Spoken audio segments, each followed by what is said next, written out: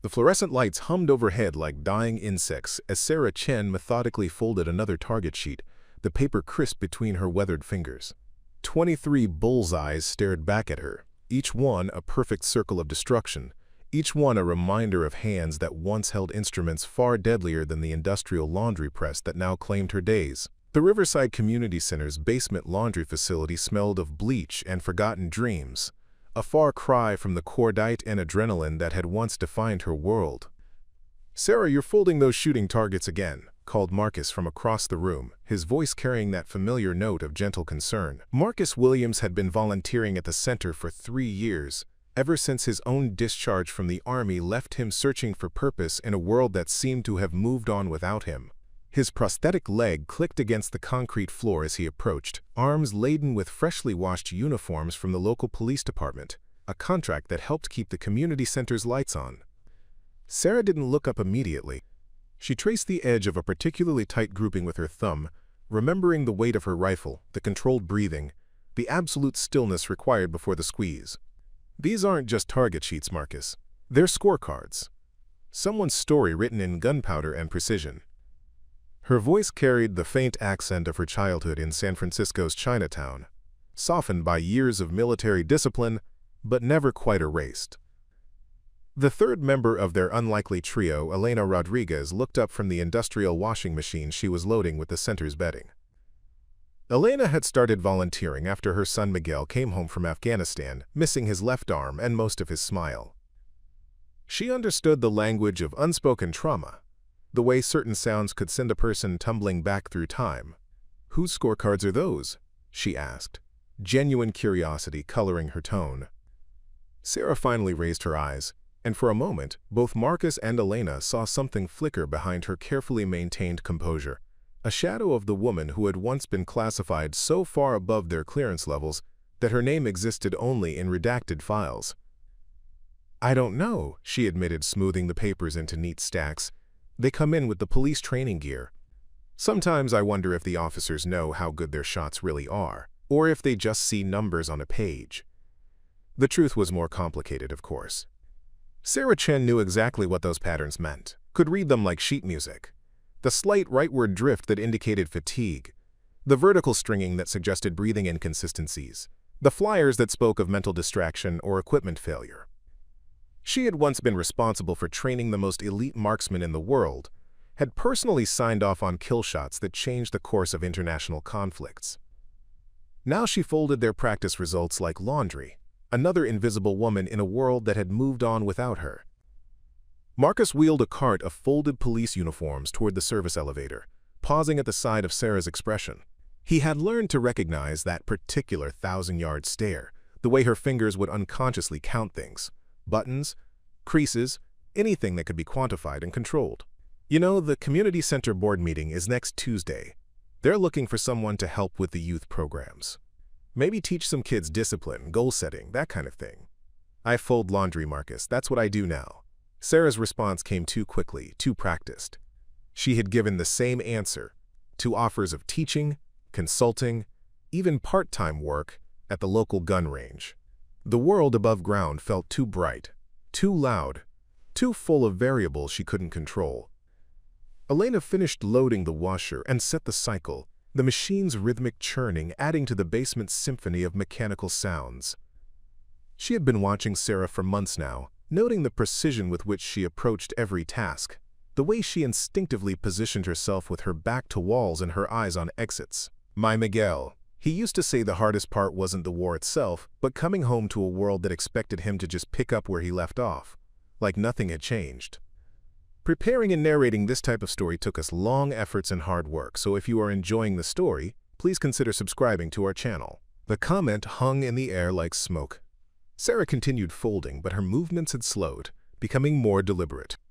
Each target sheet received the same careful attention, the same precise creases. It was meditation and penance rolled into one, a daily ritual that kept her hands busy and her mind from wandering to places that still woke her at 3 a.m. The service elevator chimed, its doors opening to reveal a man in civilian clothes who moved with unmistakable military bearing. He was tall, lean, with the kind of tan that came from deployments rather than vacation beaches. His eyes swept the room with professional assessment before settling on the group by the folding tables. "Excuse me, I'm looking for the person who handles the police department laundry contract?"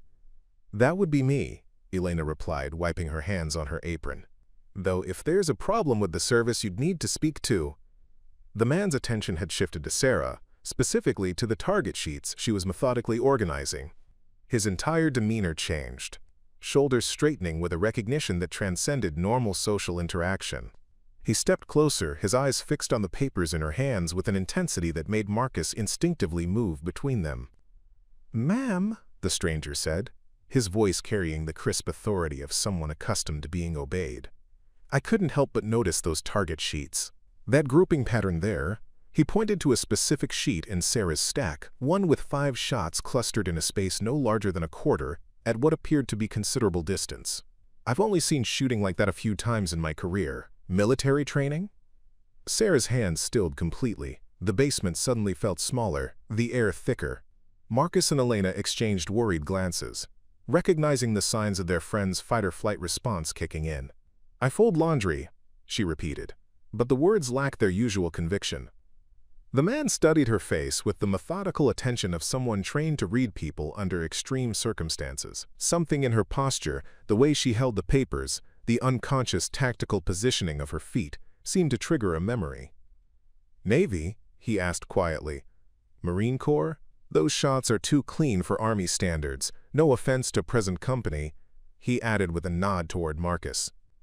"Sir, I think you have me confused with someone else," Sarah said, but her accent had sharpened slightly, the careful modulation she maintained slipping just enough to reveal the steel beneath. The stranger shook his head slowly. "No, ma'am, I don't think I do. The name's Commander Jake Morrison, Navy SEALs. And unless I'm very much mistaken, you're the person who taught half my team how to make impossible shots in impossible circumstances." He paused, his voice dropping to a tone of profound respect. "You're her, aren't you?" The deep strike instructor they said was classified so far above top secret that she didn't officially exist? The target sheet slipped from Sarah's suddenly nerveless fingers, scattering across the concrete floor like fallen leaves. Each one told a story she had tried to forget, but now those stories seemed to be calling her name, demanding recognition for the woman she used to be, before the world convinced her that invisible was safer than acknowledged.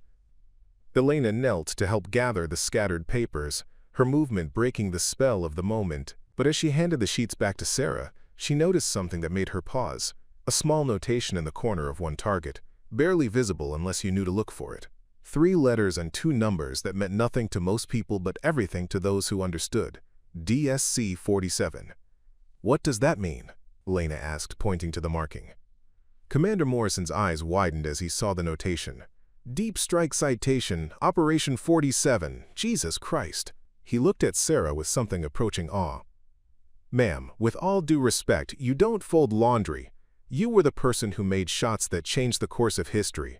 The woman whose training kept my men alive in places where being alive was supposed to be impossible."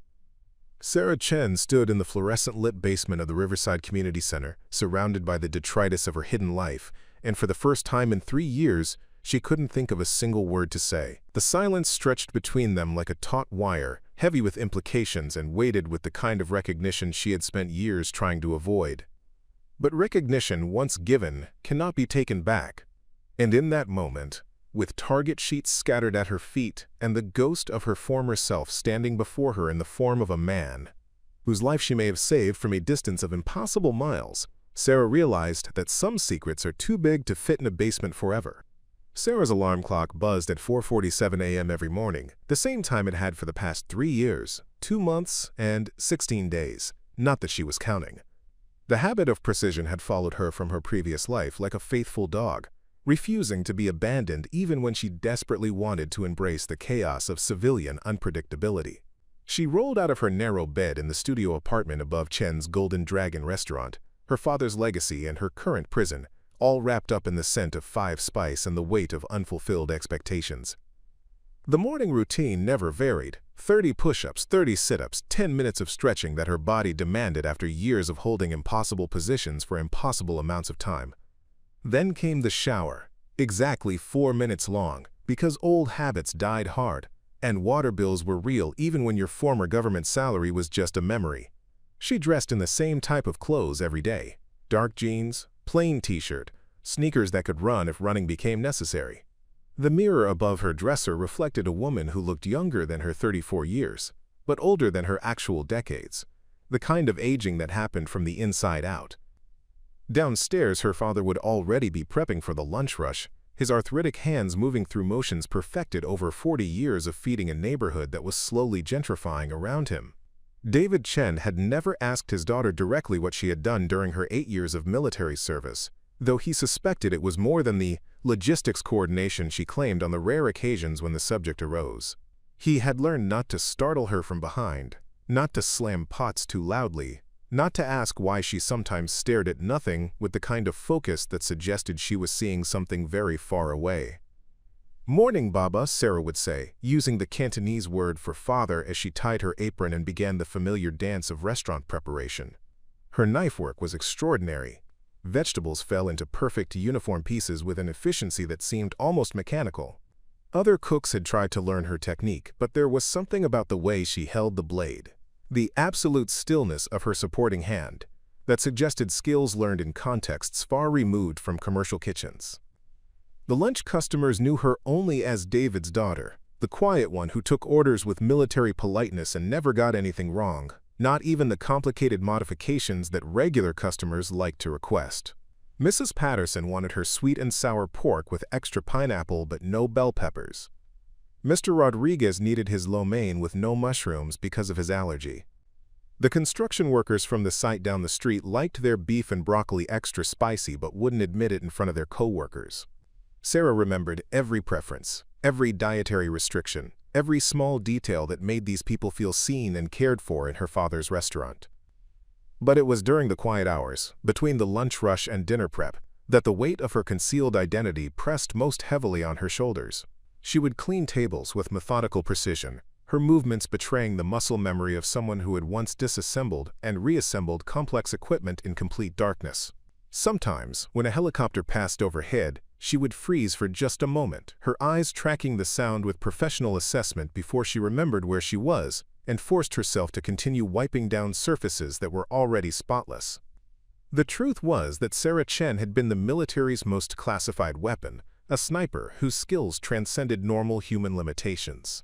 Her official designation had been Deep Strike Specialist, but among the special operations community she was known simply as the Ghost. She could make shots that seemed to violate the laws of physics, could remain motionless for days at a time, could read environmental conditions with an accuracy that bordered on supernatural. Her training had taken place in facilities that didn't appear on any map, under instructors whose names were redacted from all official records. The contradiction between her past and present created a constant tension that manifested in small, seemingly insignificant ways. She would instinctively calculate distances and wind speed when hanging laundry on the restaurant's back alley clothesline. She slept with her back to the wall and one eye always partially open, a habit that had saved her life more times than she cared to remember.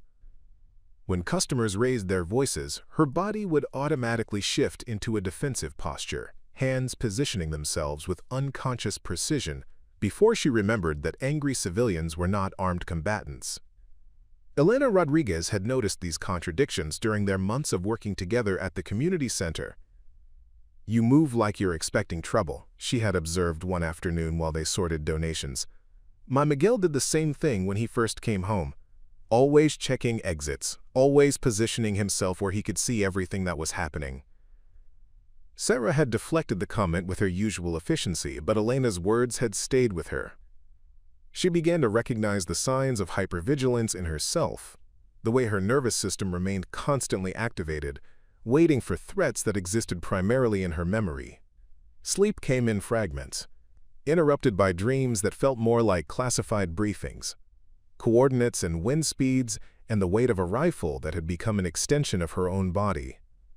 The afternoons at the community center provided a different kind of challenge. The work was mindless enough to allow her thoughts to wander, but the constant presence of other people meant she had to maintain her carefully constructed facade of normalcy. Marcus had begun to depend on her organizational skills, asking her to help sort donations, coordinate volunteer schedules, and manage the center's small but crucial inventory of supplies. She accepted these responsibilities with the same quiet competence she brought to everything else, but internally she chafed at the limitations of her self-imposed exile. During breaks, she would sometimes find herself studying the other volunteers, many of whom were veterans struggling with their own transitions to civilian life. There was Tommy, a former Marine who startled at unexpected sounds and spoke in the clipped sentences of someone who had learned to communicate under fire. Maria had been a combat medic, and her hands still moved with the decisive speed of someone who had treated gunshot wounds in moving vehicles. These people carried their service with them like invisible uniforms, and Sarah recognized in them the same sense of displacement that haunted her own days.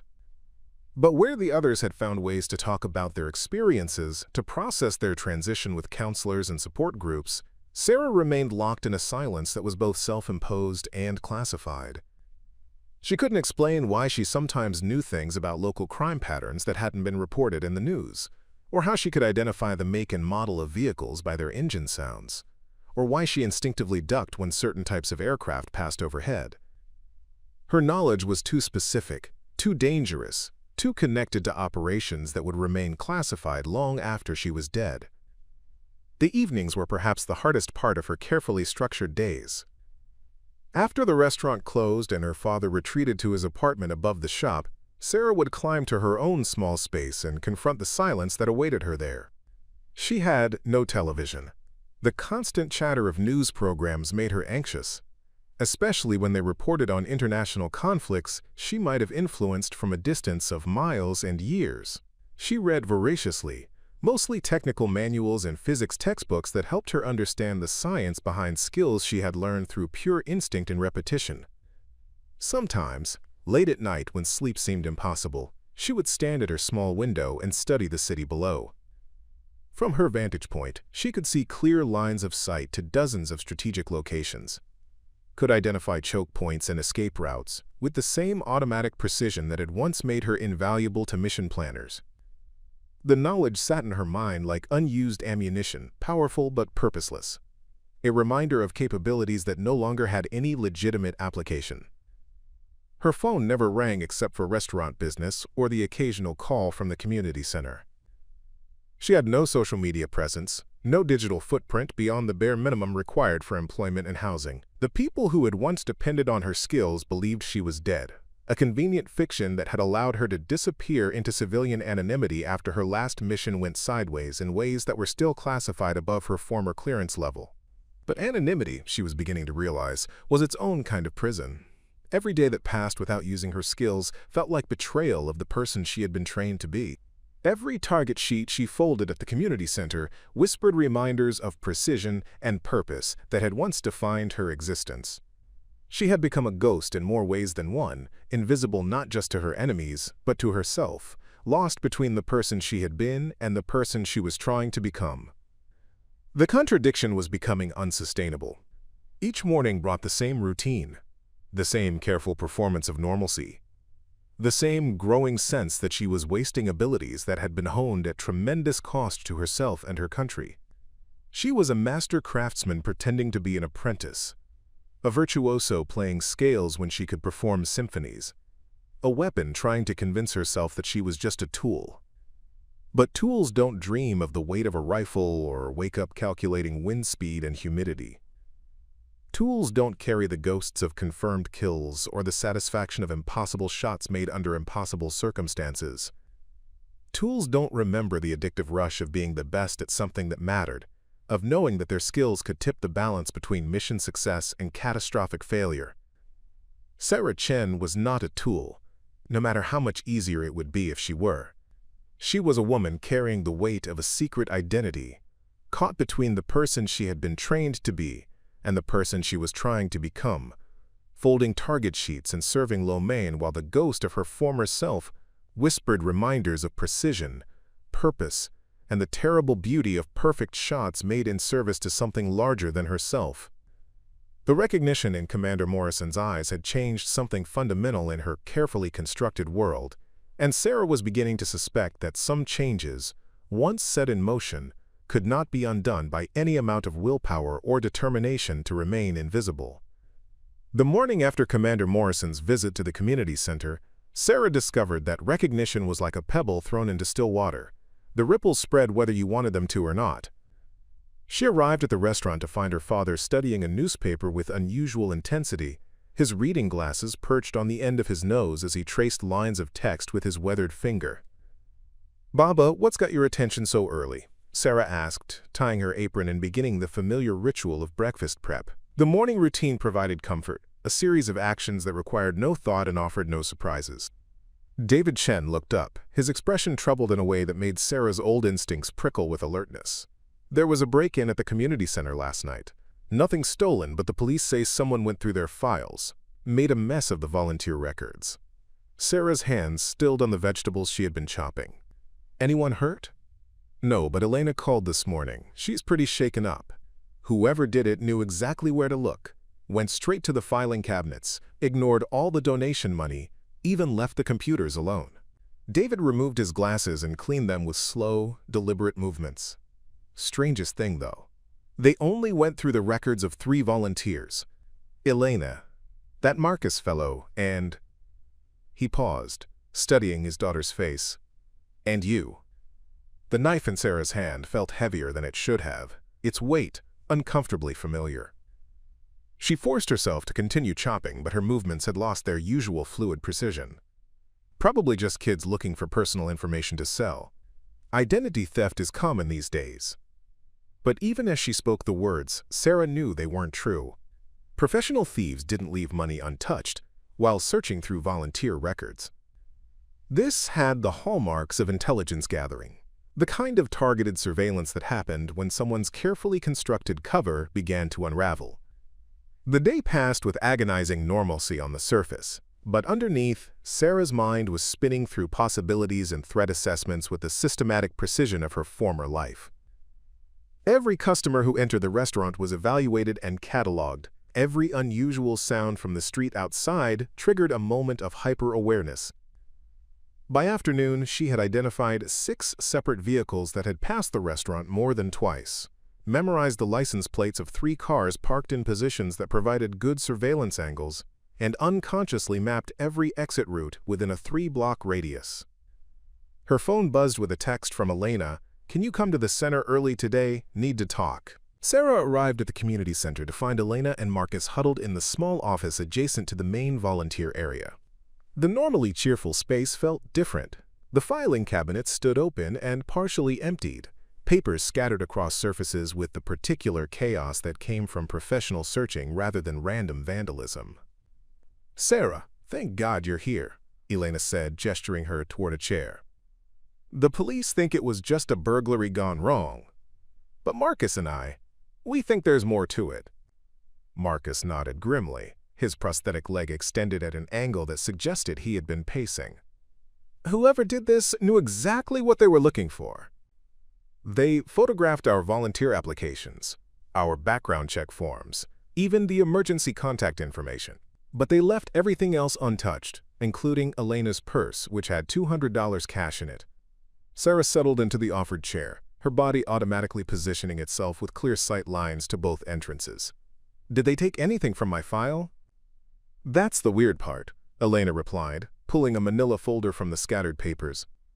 "Your file was the most thoroughly searched, but as far as I can tell, nothing's missing, though—" She hesitated, glancing at Marcus before continuing. "There were some questions about your background check. Apparently, when they ran your information for the volunteer position, most of your employment history came back classified or redacted. The administrator who processed your application said she'd never seen anything like it." The room suddenly felt smaller, the air thicker. Sarah's carefully maintained facade of normalcy began to crack under the weight of scrutiny she had spent 3 years avoiding. "I worked in military logistics. A lot of that information is classified for security reasons." Marcus studied her face with a sharp assessment of someone who had learned to read people under combat conditions. "Sarah, logistics coordinators don't usually generate the kind of background checks that require federal clearance to review. Elena and I have been talking, and combined with what happened yesterday with that Navy SEAL commander." He trailed off, allowing the implication to hang in the air. Before Sarah could respond, the office door opened, and Commander Morrison stepped inside, his presence immediately filling the space with military authority. But he wasn't alone.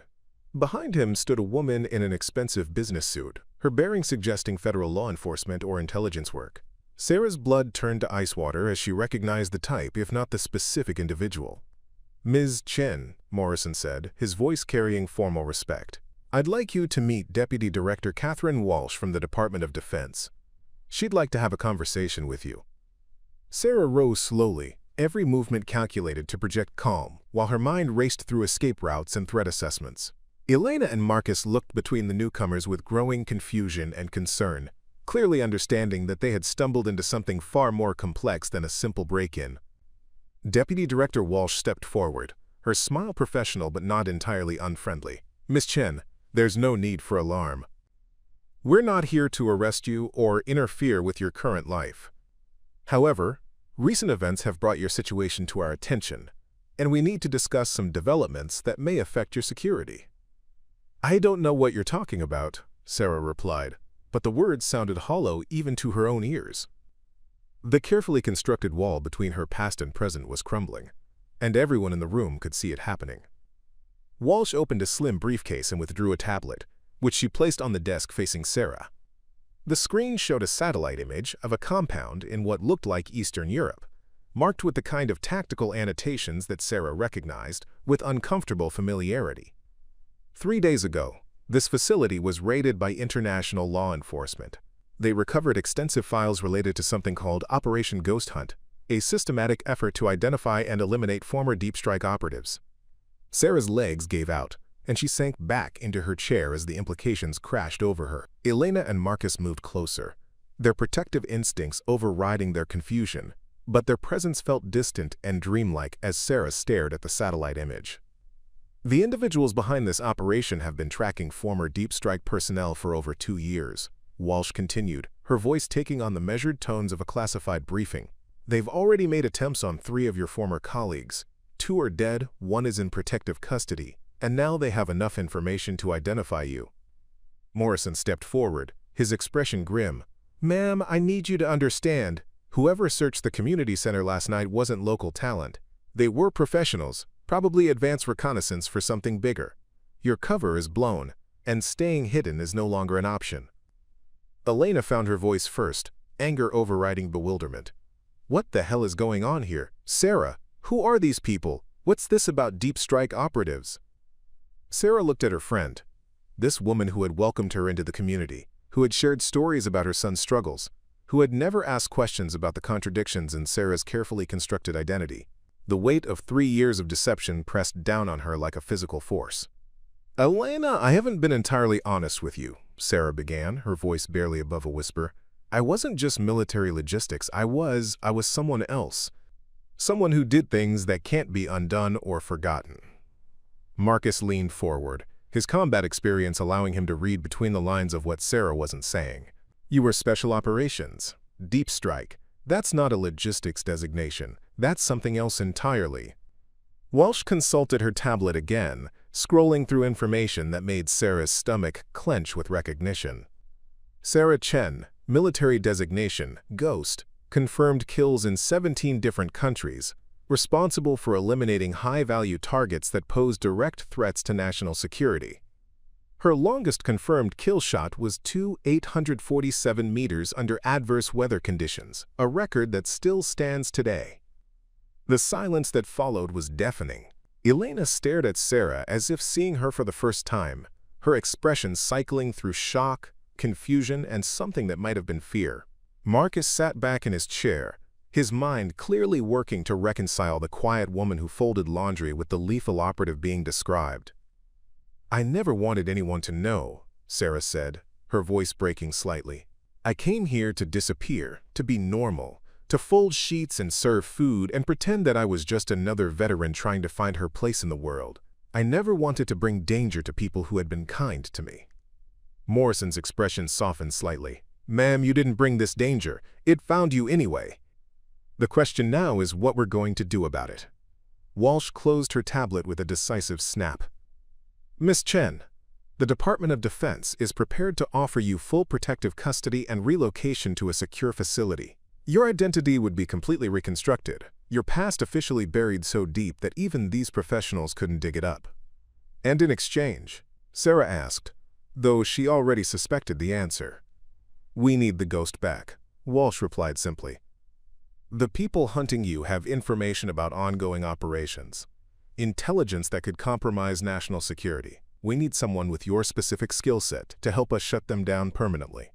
Sarah looked around the room at the people who had become her unlikely family. Elena with her fierce maternal protectiveness, Marcus with his quiet understanding of military service, even Morrison with his obvious respect for what she had once been. The community center around them represented everything she had tried to build in her civilian life: purpose without killing, service without violence, belonging without deception.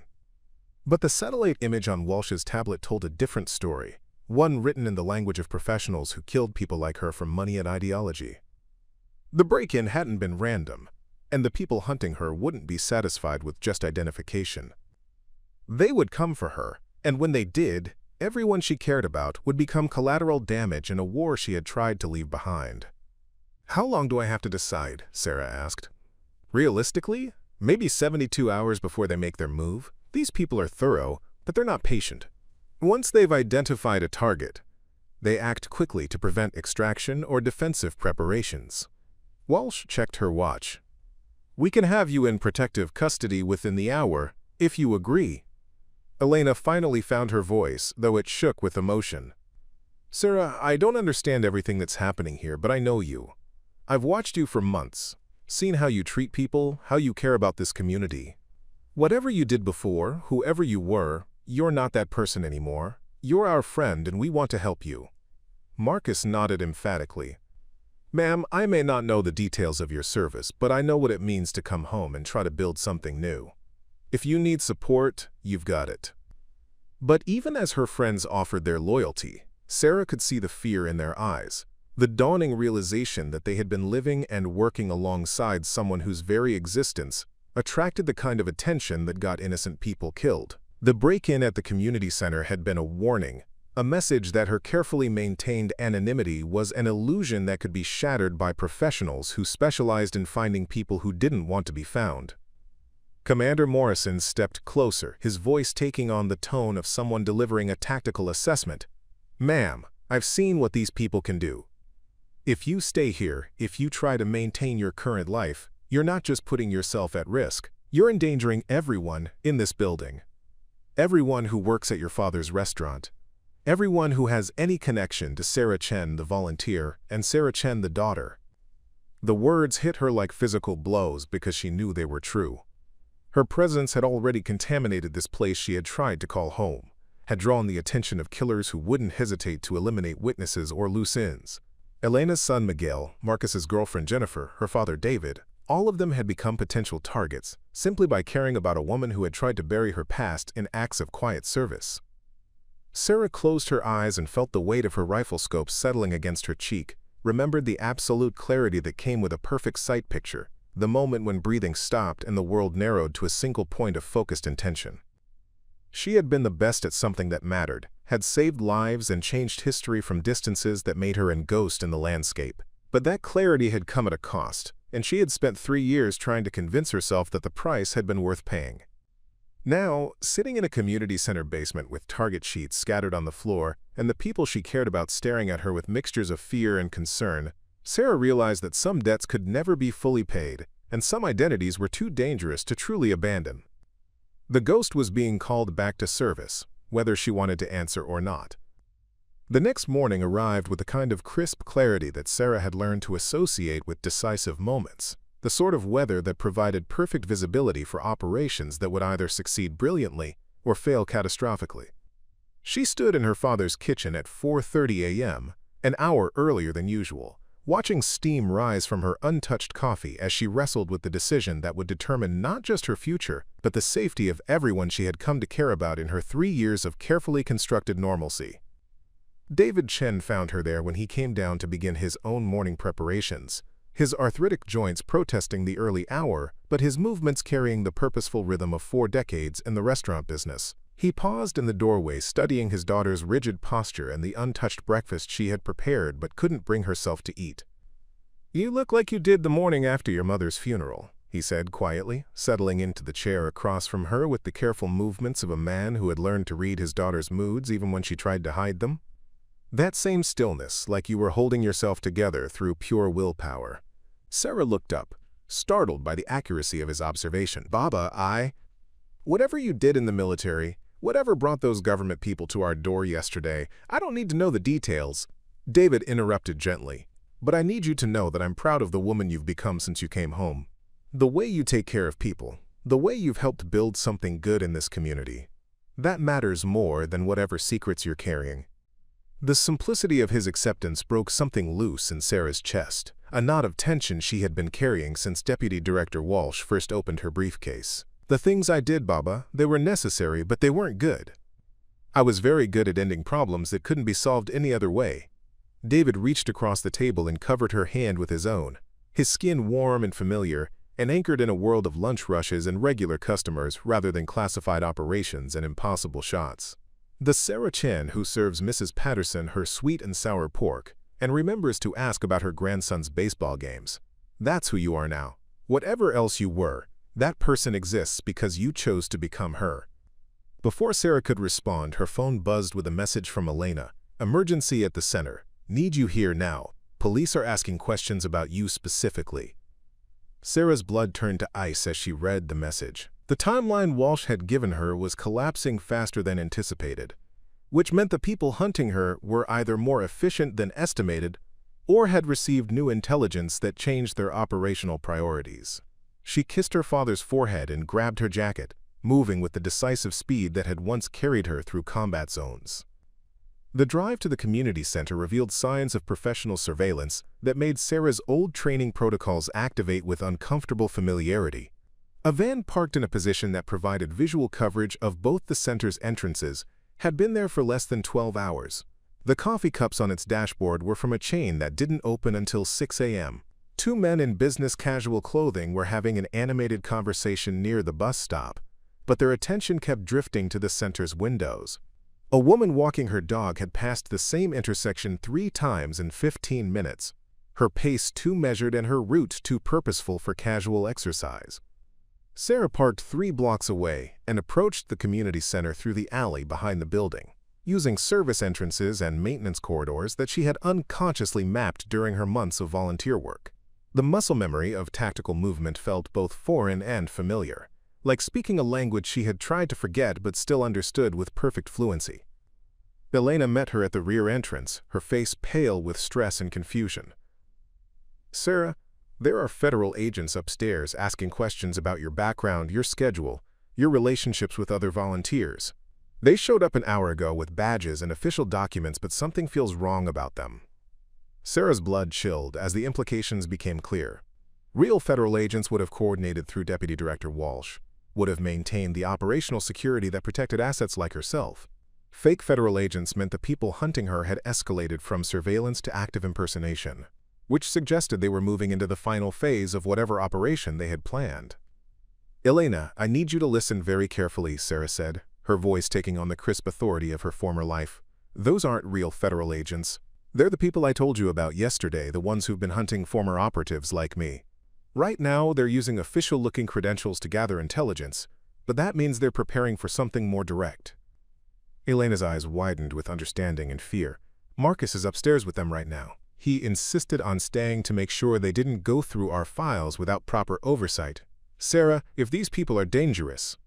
Sarah was already moving, her body shifting into the tactical mindset that had kept her alive through missions that existed only in redacted files. Call 911 and report federal impersonation. Real badge numbers can be verified instantly, and if these people are fake, that verification will fail. Then get everyone out of the building. Volunteers, staff, anyone who might be in danger. She took the service stairs 2 at a time, moving with the silent precision that had once allowed her to navigate hostile territory without detection. The main floor of the community center buzzed with nervous energy. Several volunteers clustered near the front entrance, whispering among themselves while stealing glances toward the administrative offices where the fake agents had established their presence. Through the glass partition that separated the main area from the office space, Sarah could see Marcus seated across from 2 men in dark suits. His body language suggested barely controlled tension, the way he held his shoulders indicating that his military instincts were warning him about something he couldn't quite identify. One of the fake agents was taking notes while the other asked questions, but their positioning was wrong for routine interviews. They had placed themselves to control both Marcus's movement and his view of the exits. Sarah approached the partition quietly, using the angle of the glass to observe the scene without being detected. The agent asking questions was tall and lean with the kind of tan that came from operations in desert climates rather than vacation beaches. His partner was shorter but broader, with scarred hands that suggested familiarity with violence. Both men moved with the controlled precision of professionals, but there were tells that Sarah's trained eye could identify, the way the shorter man unconsciously favored his left side, suggesting an old injury, and the manner in which his partner kept one hand positioned near what was almost certainly a concealed weapon. "Mr. Williams," the tall agent was saying, "we need to understand Miss Chen's daily routines, her relationships, her potential vulnerabilities. This information is crucial for her protection, you understand?" Marcus shifted uncomfortably, his prosthetic leg clicking against the chair. "I've told you everything I know. Sarah volunteers here 3 days a week, helps with laundry and organization, keeps to herself mostly. She's a good person who's been through enough without having strangers dig into her business." The shorter agent leaned forward, his smile not reaching his eyes. "Mr. Williams, you're a veteran yourself. You understand the importance of operational security. Miss Chen's previous service makes her a valuable asset, but it also makes her a target. We need complete information to keep her safe." Sarah recognized the interrogation technique. False urgency, combined with appeals to military brotherhood, designed to make the subject feel like cooperation was both patriotic and necessary. But Marcus had clearly picked up on the wrongness of the situation, his responses becoming more guarded as the questions became more specific.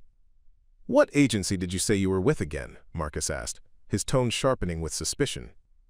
The tall agent's expression flickered for just a moment, a micro-expression that revealed irritation at having his cover questioned. "Department of Defense, Special Operations Command. We're coordinating with local law enforcement to ensure Miss Chen's security." It was a plausible answer, but Sarah caught the tell that Marcus had missed. The agent's hand had moved slightly closer to his concealed weapon when challenged, an automatic response that suggested someone accustomed to using force when deception failed. These weren't interrogators. They were killers conducting final reconnaissance before moving to eliminate their target. Sarah needed to create a distraction that would allow Marcus to escape while giving her the tactical advantage she required. The community center's fire alarm system was accessible through a pull station near the main entrance, but triggering it would flood the area with first responders who might become collateral damage if the situation escalated into violence. Instead, she moved toward the main electrical panel, hidden behind a maintenance door that she had noticed during her months of volunteer work. The building's lighting system was controlled by a central breaker that could be manipulated to create the kind of confusion that special operations personnel learned to exploit. Sarah had 30 seconds to position herself before the fake agents realized something was wrong. 30 seconds to transition from Sarah Chen, the volunteer, to the Ghost, the weapon that had once changed the course of international conflicts from impossible distances. She cut the power. The community center plunged into darkness, broken only by the weak illumination from emergency lighting that created more shadows than visibility. Sarah heard chairs scraping across floors, the fake agents moving with professional speed to secure their subject and control the situation. But they were operating in her environment now, among people and obstacles she knew better than they did. "Marcus, get down and stay down," Sarah called out, her voice carrying absolute authority in the darkness. The sound of her command seemed to trigger something in her friend's military training, because she heard him drop to the floor without hesitation. The tall agent's voice cut through the darkness. "Control the exits. She's here somewhere." Sarah was already moving, her body remembering lessons learned in facilities that didn't appear on any official maps. The community center's layout became a tactical puzzle to be solved with movement and positioning rather than weapons, though her hands automatically checked for objects that could be improvised into defensive tools if necessary. The emergency lighting provided just enough illumination for Sarah to see the fake agents moving through the space with practiced efficiency, their positions coordinated in a way that suggested extensive training in close-quarters operations. But they were searching for Sarah Chen, the volunteer, not the Ghost, and that misconception was about to cost them the initiative they thought they controlled. Sarah positioned herself behind the main service counter, using the building's architecture to create concealment while maintaining visual contact with both fake agents. From this angle, she could see Marcus crouched behind an overturned table, his military training keeping him motionless despite the chaos around him. "Sarah Chen," the shorter agent called out, his voice carrying false reasonableness. "We know you're here. There's no need for this to escalate. We just want to talk." But his partner was moving toward Marcus with purpose that had nothing to do with conversation, one hand reaching for what Sarah now confirmed was a suppressed pistol. The tactical situation was deteriorating rapidly, and she had perhaps 10 seconds before the fake agents decided that eliminating witnesses was more important than maintaining their cover. Sarah emerged from concealment with movements that seemed to violate the normal constraints of human speed and precision. Her approach was silent, diagonal, calculated to intersect the shorter agent's position at the moment when his attention was focused on his partner's advance toward Marcus. The impact was surgical, a precise strike to the carotid artery that interrupted blood flow to the brain for just long enough to render the target unconscious without causing permanent damage. The agent dropped with barely a sound, his weapon skittering across the floor to disappear under a bank of filing cabinets. The tall agent spun toward the sound, his own weapon appearing in his hand with professional speed, but Sarah was already moving again, using the darkness and her intimate knowledge of the space to remain one step ahead of his targeting solutions. "Ghost," he said, and the single word carried recognition, respect, and deadly intent. "I wondered when you'd decide to join us." Sarah positioned herself behind a concrete support pillar, using the cover to break his sightline while maintaining her ability to monitor his movement. "You made a mistake coming here. These people don't deserve to be caught up in our world." "Our world?" The agent's laugh was harsh and professional. "You tried to leave our world, but it doesn't work that way. People like us don't get to retire, don't get to play civilian, and pretend we weren't weapons first, and human beings second." He was moving again, using tactics that suggested extensive training in urban combat environments. But Sarah had spent 3 years learning every corner of this building, every angle that could provide advantage or concealment. She knew where the emergency lighting created blind spots, where the ventilation system carried sound, where the building's structure could be used to amplify or muffle movement. "You don't have to do this," Sarah called out, though she was already calculating angles and distances for responses that would end the confrontation decisively. "Whatever they're paying you, whatever they've promised you, it's not worth the consequences of killing federal witnesses." "Federal witnesses?" The agent's voice carried genuine amusement. "Ms. Chen, there are no federal witnesses here. There are no official operations, no oversight, no consequences beyond what we choose to impose. You and your friends are about to disappear, and the official story will be whatever we decide to write." The casual dismissal of innocent lives triggered something cold and familiar in Sarah's chest, the absolute clarity that had once made her the most dangerous person in any operational theater. She had tried to bury the ghost, had spent 3 years folding laundry and serving food in an attempt to become someone who built things rather than destroyed them. But some skills, once learned, became part of your cellular memory, and the people threatening her chosen family had just activated capabilities they were unprepared to handle. Sarah moved through the darkness like water flowing around obstacles, her approach silent and inevitable. The agent had positioned himself well for conventional combat, but he was dealing with someone who had redefined the parameters of what was conventionally possible. The confrontation ended with the kind of precision that had once made her legendary among people who specialized in impossible missions. One moment the agent was scanning for targets. The next he was unconscious on the floor next to his partner, their weapons secured and their threats neutralized without permanent harm to anyone involved. Emergency lighting flickered back to life as Sarah restored power to the building, revealing Marcus slowly emerging from behind his improvised cover. His expression showed the kind of shock that came from witnessing capabilities that seemed to transcend normal human limitations. "Jesus Christ, Sarah," he whispered, staring at the 2 unconscious men. "What the hell just happened here?" Before Sarah could answer, the community center's front entrance burst open to admit Deputy Director Walsh, Commander Morrison, and a team of genuine federal agents whose badges and credentials would survive any verification process. Their arrival had been timed with professional precision, suggesting they had been monitoring the situation and waiting for the optimal moment to intervene. "Ms. Chen," Walsh said, her voice carrying relief and professional respect, "are you injured?" Sarah looked around the community center. This place that had represented her attempt to build a normal life now transformed into a tactical environment where she had been forced to employ skills she had tried to abandon. Elena stood in the doorway with several other volunteers, their faces showing mixtures of fear, confusion, and dawning recognition of who Sarah Chen really was. "I'm fine," Sarah replied, though the words felt inadequate to describe the fundamental shift that had just occurred in her carefully constructed world. "But my cover is completely blown now. Everyone here knows exactly what I'm capable of." Morrison stepped forward, his expression combining military professionalism with genuine concern. "Ma'am, the situation has evolved beyond the point where maintaining your civilian identity is possible. These people," he gestured toward the unconscious fake agents, "represent just the advance team.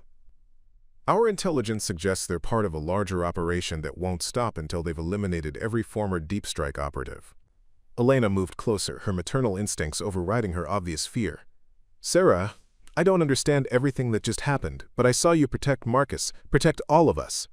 Whatever else you are, you're still the person who's been folding our laundry and caring about our community for months."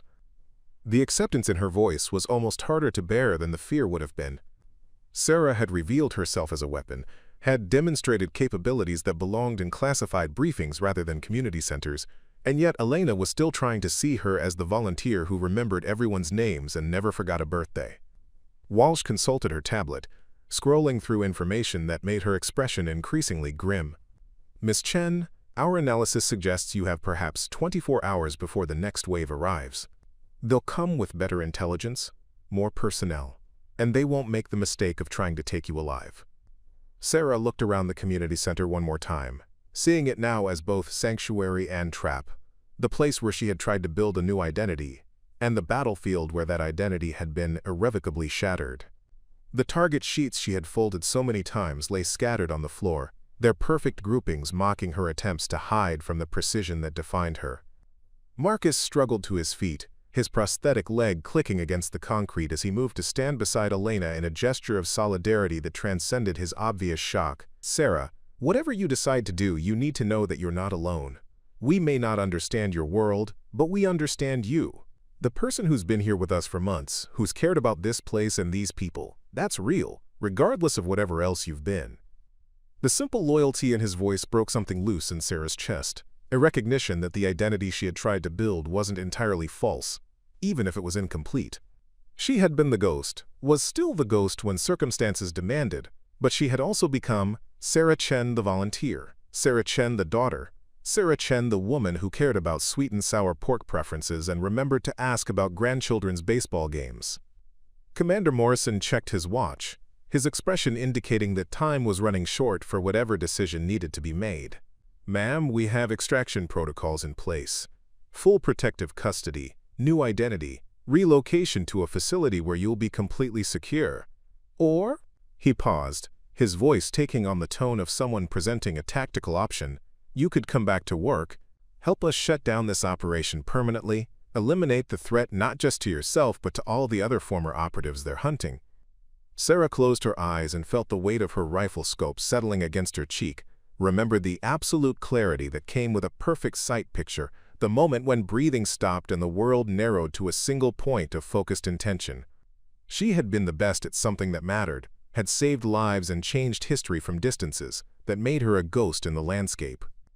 But she also remembered the weight of target sheets in her hands, the satisfaction of organizing supplies that helped her community, the simple pleasure of serving food to people who knew her name and trusted her with their stories. The ghost and Sarah Chen weren't separate identities. They were different aspects of the same person, and that person was capable of both precision killing and precise caring, of changing the world through violence and through service. "If I come back," Sarah said, opening her eyes to meet Walsh's gaze directly, "it won't be as the weapon you remember. I've learned things in the past 3 years about building instead of destroying, about protecting communities instead of eliminating targets. The ghost you want back doesn't exist anymore. But the person who's taken her place might be even more dangerous to your enemies." Walsh smiled, and for the first time since entering the community center, her expression suggested genuine respect rather than professional courtesy. "Ms. Chen, I think that's exactly what we've been hoping to hear." The debriefing facility was located in a nondescript office building in downtown Washington, D.C., the kind of place where mid-level government employees processed forms and attended meetings that would never make headlines. But the 20th floor housed something entirely different. A sophisticated operations center where Sarah Chen found herself sitting across from a conference table full of people whose security clearances existed at levels that most government officials would never know existed. Deputy Director Walsh sat at the head of the table, flanked by Commander Morrison and 3 other individuals whose titles were so classified that they were introduced only by first names and department affiliations. The past 72 hours had passed in a blur of secure transportation, medical evaluations, and preliminary briefings that had slowly rebuilt the picture of the world Sarah had tried to leave behind. The operation we're proposing is unlike anything in your previous experience, Walsh began, consulting a tablet that displayed information too sensitive for traditional paper documents. Rather than eliminating individual targets, we need you to help us dismantle an entire network, the people who've been hunting former deep strike operatives, their funding sources, their operational infrastructure, and their long-term strategic objectives. Sarah studied the faces around the table, noting the mixture of respect and uncertainty in their expressions. These people knew her reputation, understood her capabilities, but they were still adjusting to the reality that the ghost had spent 3 years learning to fold laundry and serve lo mein with equal precision. What makes you think they'll be any easier to find now than they were when you started looking for them 2 years ago? Morrison leaned forward, his expression carrying the intensity of someone who had lost people to the enemy they were discussing. Because now we have something we didn't have before. Bait they can't resist. You, Ms. Chen. The original ghost. The operative whose techniques are still being studied in training facilities, whose kill record remains classified at the highest levels. They've been hunting you specifically because eliminating you would represent the ultimate prize for anyone in their business. The plan they outlined over the next 4 hours was elegant in its complexity and terrifying in its implications. Sarah would return to her civilian life, but with modifications that would make her location and activities visible to anyone conducting professional surveillance. The community center would be quietly reinforced with the kind of security measures that could protect innocent civilians, while allowing Sarah to operate with the support she needed. Her apartment above her father's restaurant would become a sophisticated safe house, equipped with communication systems and defensive capabilities that would be invisible to casual observation, but deadly effective against professional assault. The key, explained the woman introduced only as Jennifer from Strategic Operations, is to make them believe they're hunting the same Sarah Chen who's been hiding for 3 years. They know she's been discovered, know her cover is blown, so they'll expect her to either disappear completely or make mistakes born of desperation. They won't be prepared for someone who's integrated her former capabilities with 3 years of community-building experience. Sarah considered the tactical implications while part of her mind automatically assessed the people around the table, noting their body language, their patterns of speech, their individual tells and vulnerabilities. The habits of assessment and analysis had never really left her, but now they coexisted with other skills. The ability to read the emotional needs of customers, to coordinate volunteers with different strengths and limitations, to build trust with people who had no reason to believe in anything beyond their immediate experience. "What about the people at the community center?" Sarah asked. "Elena, Marcus, the other volunteers. They've seen what I'm capable of, but they don't understand the full scope of what they're being asked to accept. If this operation goes wrong, they become targets not just of the people hunting me, but of anyone who wants to use them as leverage." Walsh nodded, her expression acknowledging the complexity of the ethical considerations involved. "Miss Chen, we've spent considerable time analyzing the psychological profiles of your civilian contacts. Elena Rodriguez, Marcus Williams, even your father David Chen. These people have demonstrated remarkable resilience and loyalty under stress. Our assessment is that they're more likely to be assets than liabilities, provided they're given appropriate support and protection."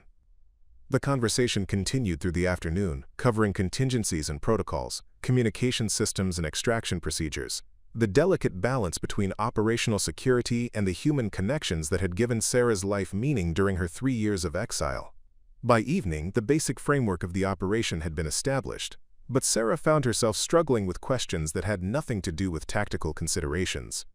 "Dr. Manasser, I need to talk to them," she said finally, interrupting a discussion of surveillance countermeasures. Elena, Marcus, my father. They deserve to know what they're being asked to accept, what the risks are, what their lives will look like if they choose to help me. Morrison consulted his watch, calculating the logistics of secure transportation and communication protocols. We can arrange that. Secure facility, full briefing, complete transparency about the operation and their role in it. But Ms. Chen, you need to understand, once they know the full scope of what we're dealing with, there's no going back to the way things were before. Sarah smiled, and for the first time since arriving at the debriefing facility, her expression carried genuine warmth rather than professional courtesy. Commander, the way things were before ended the moment those fake agents walked into the community center. We're not trying to go back, we're trying to go forward, and that requires honesty about who I am and what I'm capable of. The meeting with her civilian contacts took place 48 hours later in a conference room that looked more like a comfortable living space than a government facility. Elena arrived first, her expression showing the strain of the past week, but also a determination that reminded Sarah why she had come to care so deeply about this fierce protective woman. Marcus followed shortly after, his military bearing more pronounced than usual, but his manner indicating that he had spent the intervening time processing what he had witnessed, rather than simply reacting to it. David Chen was the last to arrive, and his presence filled the room with the kind of quiet authority that came from decades of building something meaningful in a world that didn't always reward such efforts. He took a seat across from his daughter and studied her face with the patient attention of someone who had learned to read her moods through all the years of her childhood and the careful distance of her military service. "Baba," Sarah began, using the Cantonese word that connected her to the little girl who had once helped him prep vegetables in the restaurant kitchen. "I need to tell you about the person I became during those 8 years, and about the people who are trying to kill me now because of what I did then." The briefing took 3 hours. Sarah spoke without euphemism or technical jargon, describing her training, her missions, her capabilities, and the network of professional killers who had made eliminating former deep strike operatives their primary objective. Walsh and Morrison provided additional context, explaining the federal resources that would be available to protect civilians involved in the operation and the long-term implications of success or failure. Elena listened with the focused attention of someone who had spent years learning to process information that challenged her fundamental assumptions about the world. When Sarah finished describing a particular mission that had prevented a terrorist attack in Southeast Asia, Elena simply nodded and said, "So you saved lives." A lot of them, from the sound of it. Marcus's questions were more tactical, focused on operational security and the specific threats they might face. His military experience allowed him to understand the risks without becoming paralyzed by them, and his queries demonstrated that he was already thinking about how to integrate Sarah's protection needs with the community center's normal operations. But it was David Chen's response that surprised everyone in the room. After listening to the entire briefing without interruption, he sat quietly for several minutes, his hands folded in his lap as he processed information that would have overwhelmed most civilians. Finally, he looked directly at his daughter and spoke in the measured tones of someone who had made a decision that would not be changed by argument or persuasion. "Sarah, for 3 years I watched you try to become someone smaller than you actually are. You folded yourself up like one of those target sheets, tried to make yourself fit into a life that was too narrow for who you really are." He paused, his expression carrying a mixture of pride and sadness. "But the woman who remembers Mrs. Patterson's order and asks about her grandson's baseball games, that's not separate from the woman who can make impossible shots to save innocent lives. They're the same person, and that person deserves to live in a world where her capabilities are used to build things rather than just destroy them." Elena reached across the table and took Sarah's hand, her grip strong and warm and anchored in 3 years of shared work and growing friendship. "I don't understand everything about your world, but I understand you. And I understand that the people hunting you won't stop just because you want to fold laundry and serve food. So we help you stop them, and then maybe you can have both, the community you've built and the skills that make you who you are." Preparing and narrating this type of story took us long efforts and hard work, so if you are enjoying the story, please consider subscribing to our channel. Marcus nodded emphatically, his expression showing the kind of determination that had carried him through his own military service and the challenges of civilian reintegration. "Ma'am, speaking for myself, I'd rather stand with someone who can protect us than hide behind someone who's trying to pretend they can't." Walsh leaned forward, her voice taking on the formal tones of someone making an official offer. "The Department of Defense is prepared to provide full support for this operation, including ongoing protection and resources for all civilian participants. But we need to be clear about what we're asking. This isn't temporary assistance, it's a fundamental change in how you'll need to think about your security and your relationship with Sarah's activities." The decision was made not through dramatic declarations but through the quiet accumulation of practical agreements. Elena would continue managing the community center's operations, but with additional security measures and communication protocols that would allow her to coordinate with federal protection assets. Marcus would serve as a liaison between the civilian volunteers and the government personnel providing oversight, his military experience making him an ideal translator between the two worlds. Chen would maintain the restaurant's normal operations while his building was quietly reinforced with defensive capabilities that would be invisible to customers but effective against professional assault.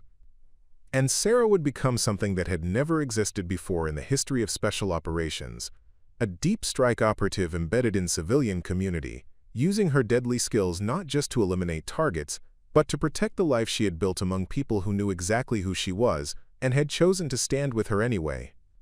The transition took 6 weeks to implement fully. The community center received a federal grant for security improvements that funded systems far more sophisticated than any community organization would normally require.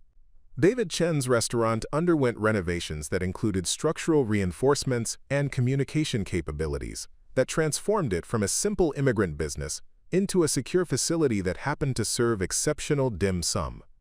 Sarah found herself adapting to a new kind of double life, one where her deadly capabilities were integrated with, rather than hidden from her civilian identity. She continued folding target sheets, but now she was analyzing them for intelligence about potential threats while maintaining the community connections that had given her life meaning. She served lunch to regular customers who knew she was someone special but didn't need to understand the details, creating a circle of protection that was based on trust rather than deception. The first test of the new arrangement came on a Tuesday afternoon in November, when surveillance detected 2 men conducting reconnaissance of the restaurant from positions that suggested professional training. Sarah was serving sweet and sour pork to Mrs. Patterson when her earpiece crackled with Morrison's voice. "Ghost, we have eyes on potential hostiles. Recommend civilian evacuation through established protocols."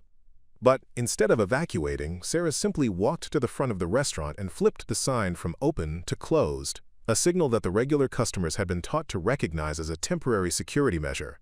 Mrs. Patterson finished her lunch without complaint, paid her bill, and left through the rear exit with the casual efficiency of someone who had been briefed on such procedures. Within 10 minutes, the restaurant was clear of civilians while maintaining the appearance of normal operations.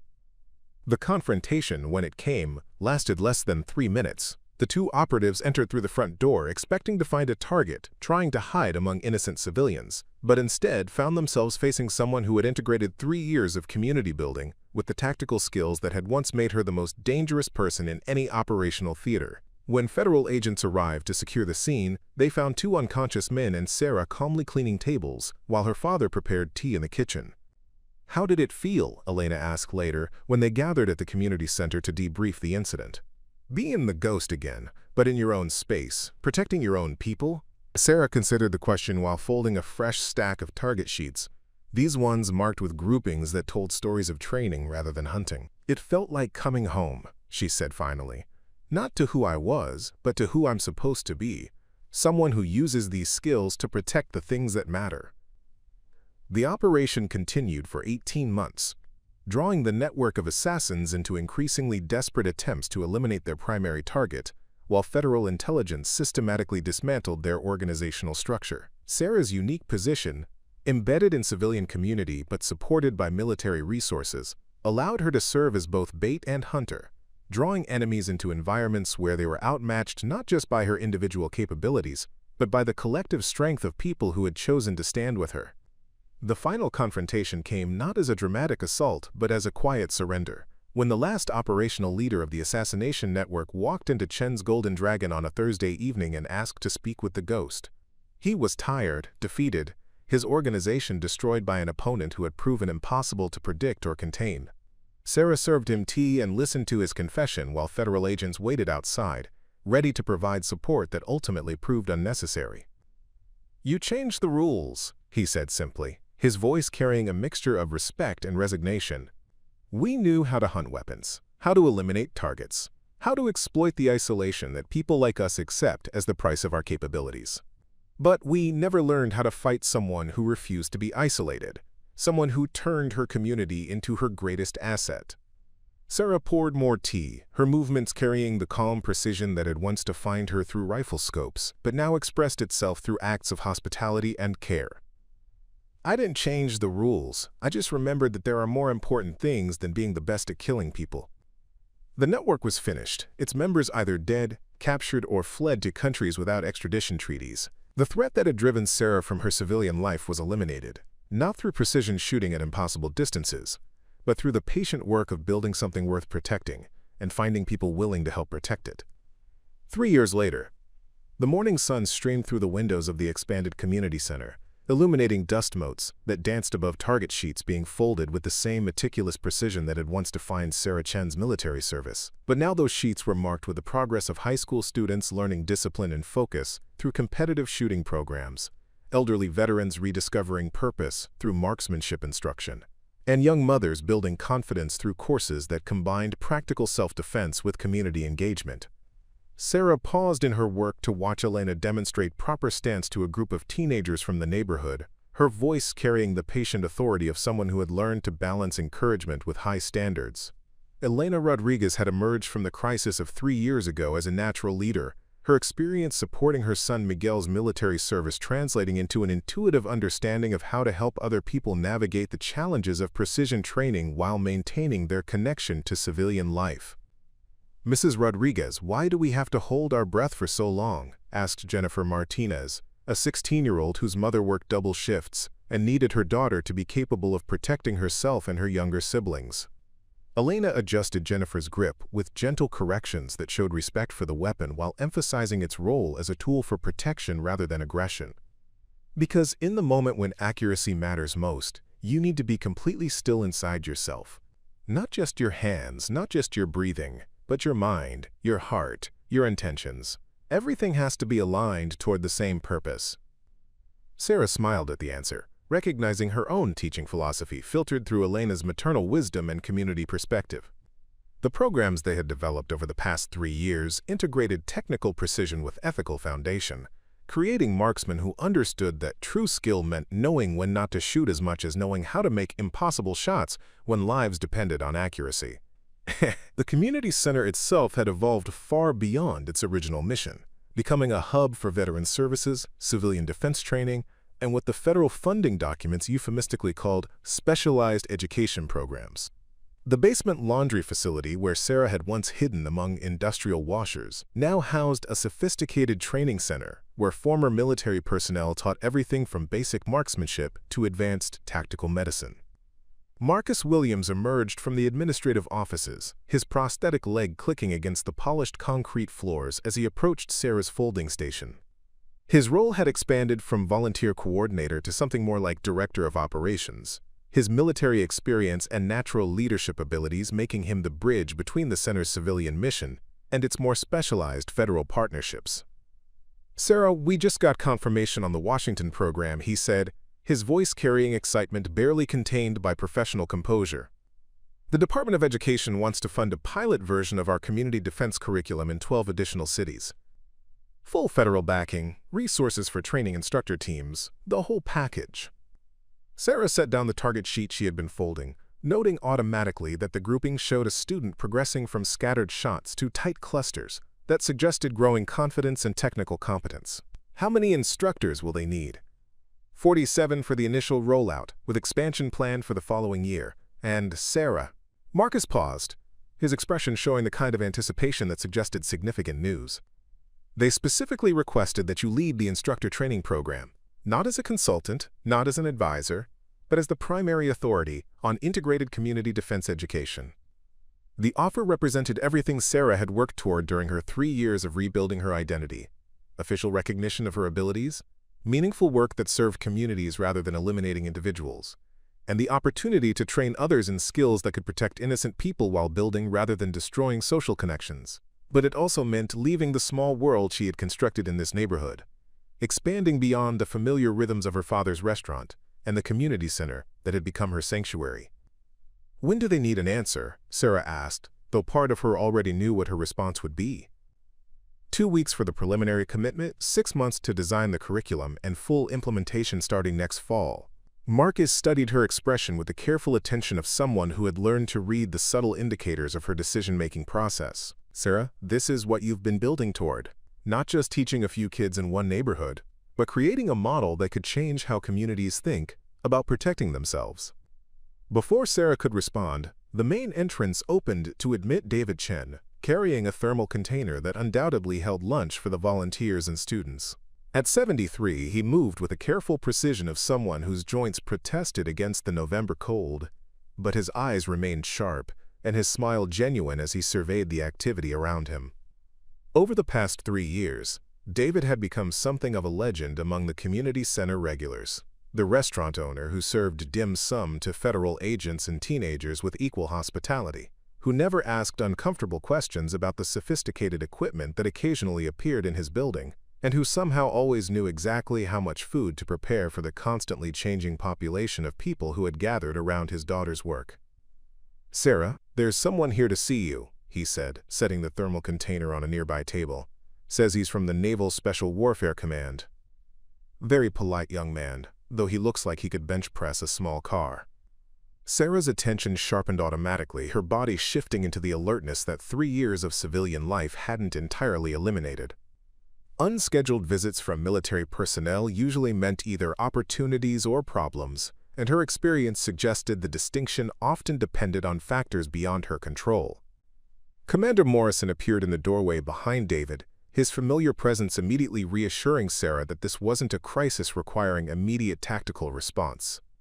But his expression suggested something significant had brought him here outside normal communication protocols. "Miss Chen," he said, his voice carrying formal respect tempered by the familiarity of their long professional relationship. "I apologize for arriving unannounced, but there's been a development that requires face-to-face discussion." Sarah gestured toward the administrative offices, leading Morrison away from the students and volunteers whose concentration shouldn't be disturbed by conversations that might involve classified information.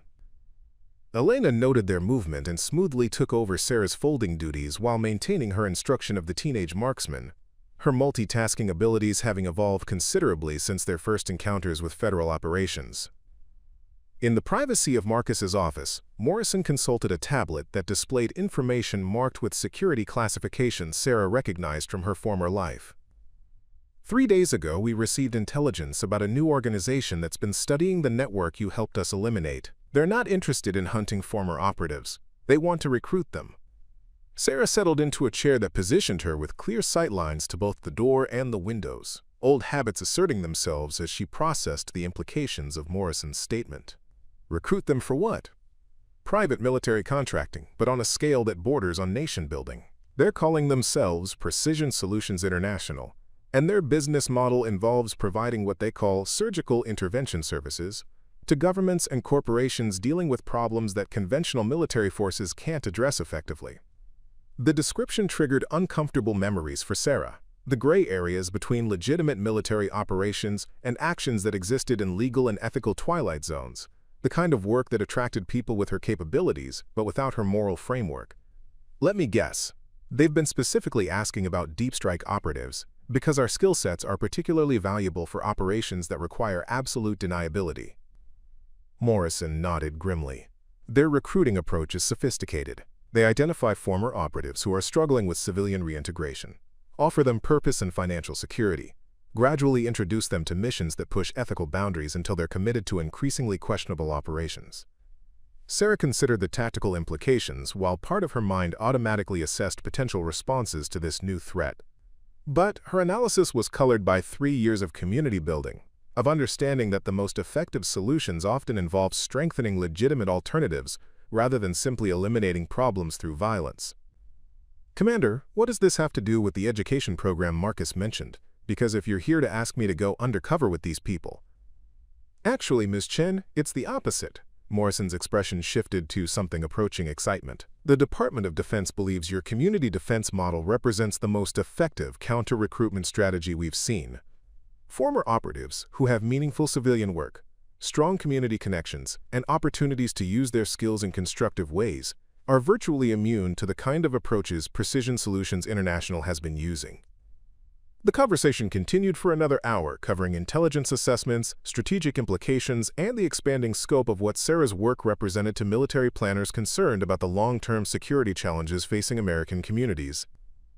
By the time Morrison left, Sarah had agreed not just to lead the instructor training program, but to help design a comprehensive approach to veteran reintegration that would serve as a national model. 6 months later, the training facility in Virginia looked like a cross between a community college campus and a specialized military installation, its architecture designed to bridge the gap between civilian education and tactical instruction. Sarah stood before a classroom of 47 men and women, all former military personnel with varying degrees of combat experience, all committed to learning how to transform their specialized skills into community assets.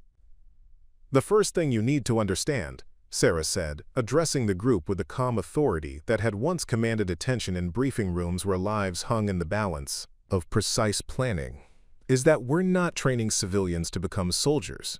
We're training them to become citizens who can protect themselves and their communities without losing their connection to the values that make those communities worth protecting." The students represented every branch of the military and every major conflict of the past 2 decades. Maria Gonzalez had been a combat medic in Afghanistan. Her skills with trauma medicine now focused on training neighborhood health workers who could respond to everything from domestic violence to natural disasters. James Wright had been an Army Ranger whose understanding of small unit tactics was being adapted to help community organizations coordinate emergency responses that protected vulnerable populations. Among the students, Sarah had been particularly impressed by Lieutenant Commander Lisa Park, a former Navy intelligence officer whose analytical skills had proven invaluable in developing curricula that addressed the specific needs of different communities. Lisa's background had given her insights into the recruitment methods used by organizations like Precision Solutions International, and her contributions to the defensive aspects of the program had been essential. "The key insight," Lisa explained during one of their planning sessions, "is that people with our backgrounds are looking for 3 things when they transition to civilian life: purpose, community, and the opportunity to use their skills meaningfully. Criminal organizations and unethical contractors succeed by offering artificial versions of these things. We succeed by helping communities provide the real versions." The pilot programs had exceeded all expectations. Communities that implemented Sarah's integrated defense education model showed dramatic reductions in crime, increased civic engagement, and most importantly, veteran populations that reported significantly higher levels of satisfaction with their civilian lives. The approach worked because it addressed underlying needs rather than simply suppressing symptoms, creating positive feedback loops that strengthened both individual veterans and the communities that welcomed them. 2 years later, Sarah stood on the observation deck of the community center's new wing, watching Elena conduct a graduation ceremony for the latest class of neighborhood defense coordinators. The basement, where she had once folded target sheets in anonymous solitude, now hosted a sophisticated training program that served as a model for similar facilities in 37 cities across the United States. The graduates represented the diversity of their community: working mothers, retired teachers, small business owners, college students, and military veterans, all united by their commitment to protecting the neighborhood they shared. Their training had covered everything from basic marksmanship to conflict de-escalation, from emergency medical response to community organizing, creating a comprehensive skill set that could address threats while building social cohesion. Marcus approached, carrying a folder that contained the latest performance statistics from the national program. His role had evolved again, this time to Director of Community Defense Education, a position that involved traveling to communities across the country to help implement and refine Sarah's model. The Department of Justice just released their analysis of crime statistics in program communities. Quote, he said, his voice carrying satisfaction that had been earned through years of patient work. Violent crime down an average of 43%. Community trust in law enforcement up 67%. And veteran unemployment in participating areas reduced to essentially 0. Sarah accepted the folder but didn't immediately open it. Her attention focused on the ceremony below, where Elena was presenting certificates to graduates, whose faces showed the kind of quiet pride that came from mastering skills that could protect the people they cared about. Among the graduates, Sarah recognized several former students who had gone on to become instructors in other communities, spreading the model through networks of personal connection rather than institutional mandate. "Marcus, do you remember what you said to me 3 years ago about teaching kids discipline and goal setting?" Sarah asked, her voice carrying the reflective tone that had become more common as she found herself occupying the role of mentor and strategic thinker rather than direct tactical operator.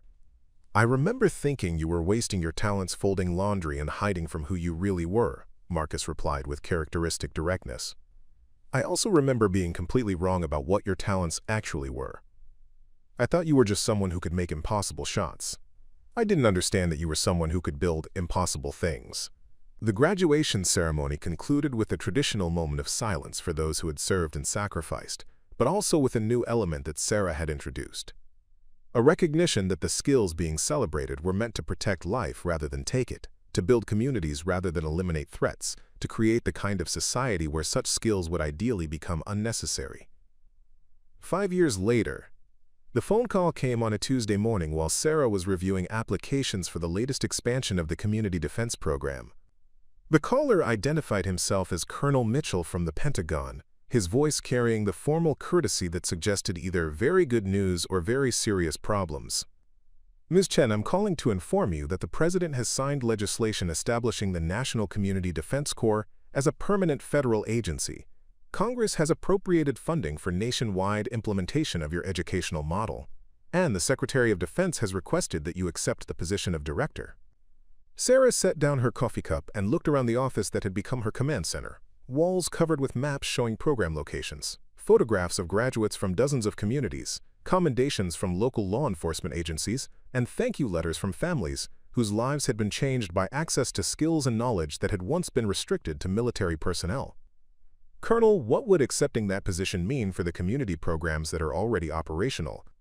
"Full federal support, permanent funding, and expansion to every community in America that wants to participate."